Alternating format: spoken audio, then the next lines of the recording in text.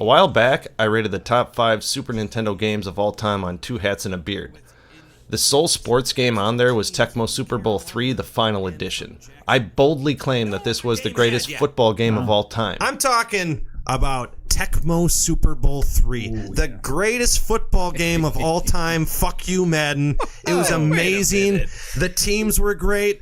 The choices were... So I thought it was a good time to take a look at the game and review it. Nearly 30 years after their release, let's review Tecmo Super Bowl 3. First off, a history of Tecmo Bowl. The first Tecmo Bowl was an arcade game that featured just 2 generic teams on it. The game was presented in a dual monitor cabinet, much like something you would see with the big side-scrolling beat-em-up games like Teenage Mutant Ninja Turtles, X-Men, or Simpsons. Not long after that, the game was ported to Nintendo with teams from 12 cities from the NFL. The only problem was that Tecmo only had the NFL Players Association license and not that of the NFL teams. So the game would have the same city's name but not feature the actual team nickname from the NFL.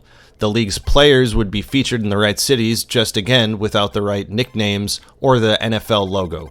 Despite the lack of license, the game received some positive reviews and started to emerge as the top football game on the NES. Fast forwarding to December of 1991, Tecmo released Tecmo Super Bowl, the first sports game to have both the NFL license and the NFLPA license.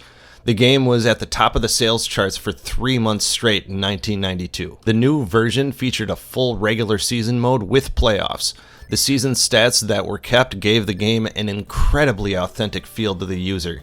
Each game not only mattered for playoff position, but the honor of leading the league in passing yards or rushing touchdowns was a thrill in and of itself. In early 1995, Tecmo Super Bowl 2 came out on the Super Nintendo and Sega Genesis. The new version added preseason trades, bigger, more intricate depth charts that featured defensive backups as well as offensive, and a dive button. But the power of the Super Nintendo and Sega meant more music, more colors, and more animations on the field.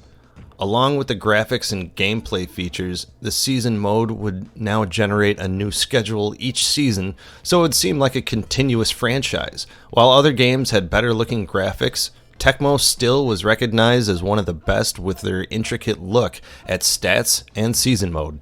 Released just months after the previous title, Tecmo Super Bowl 3 came out in August of 1995.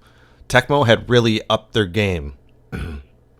This version added a lot more depth to the strategy aspect of the game, with a larger playbook and the ability to adjust the plays during the actual game. Players could improve or regress during the season as a result of their play during the regular season. Created player and free agency were also added, giving players even more ability to customize the game and make it their own. Stadiums had different looks to them. Some even featured a baseball field like they would in real life. Real team logos were added as well as the new expansion teams Jacksonville and Carolina.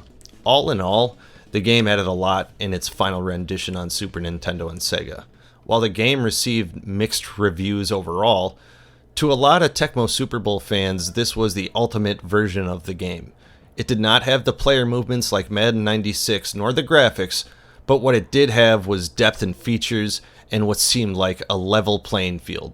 Where Madden was usually focused on getting the best player for your team, Tecmo really focused on the teamwork aspect. Yes, sometimes it feels like a coin flip determines success or failure on a given play, but that made the game more competitive when playing as second player. Besides not having to be the quickest with your thumbs to win, you always had a chance to guess the play, and that made things interesting. It also made sure someone could not just spam one play the whole game. After playing through the game today, I still think it is a good source of entertainment. Is it the best football game of all time? I would have to say no.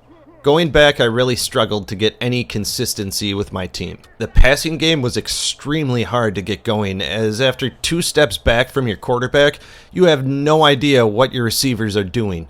Just kind of throw and hope for the best is the mentality you have. You may have seen your receiver break the line with no defenders on a straight route, but by the time the ball gets down from the throw, the defenders from the other side of the field have caught up to break up the play. It was just more of a crapshoot than a strategy. I still think the season features are ahead of its time with the trades, free agency, player progression, etc., but the gameplay was just not as fun as I remember. I would still recommend firing up your old Super Nintendo or Sega for a quick season, but the nostalgia may wear off sooner than you hope. But having said that, Tecmo Super Bowl 3 was the greatest football game of its time. It's still a great entry point for young gamers to get into football video games, and I still think it holds water. Again, a great game for its time. It will always have a special place in my heart as I remember the seasons of football I played, chasing a perfect record and a Super Bowl win. Tecmo Super Bowl 3 may not get the notoriety of the first Tecmo Super Bowl, but its depth separates itself from the pack and secures its place as one of the best Super Nintendo games of our time. Hey folks, if you like this video, please hit the like button and check out our YouTube page at 2 Hats and a Beard, or go to our webpage at 2hatsandabeard.com. Thanks again, and until next time, this is the Dub.